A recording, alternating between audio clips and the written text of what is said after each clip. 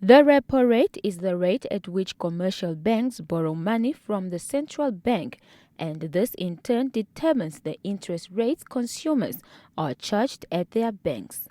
Avahab says domestic economic activity slowed down in 2020 compared to 2019, with contractions in key sectors such as tourism, wholesale and retail trade, and mining due to the outbreak of COVID-19.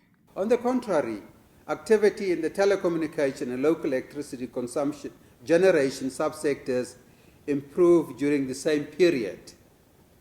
The domestic economy is estimated to have contracted by 7.3% in 2020 before returning to an expected moderate recovery of 2.6% in 2021.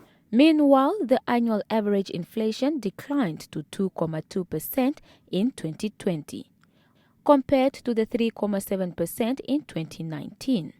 This was mainly driven by the decline in transport and housing inflation. In private sector credit extension averaged 3.5% in 2020, lower than the 6.8% recorded in 2019. The slowdown in private sector credit extension was due to lower demand for credit arising from weak overall domestic economic activity and repayments made by some businesses in 2020. Growth in credit extended to businesses declined to 0.8% during 2020 compared to a higher growth of 8.5% in the previous year.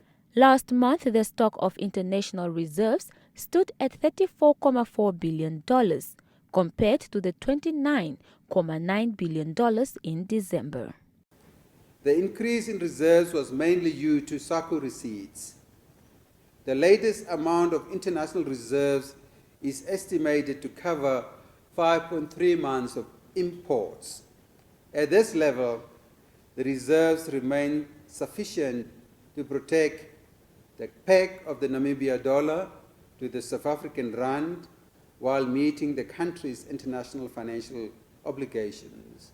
The World Economic Outlook also projects the world economy to grow by 5.5% this year, before moderating to 4.2% next year.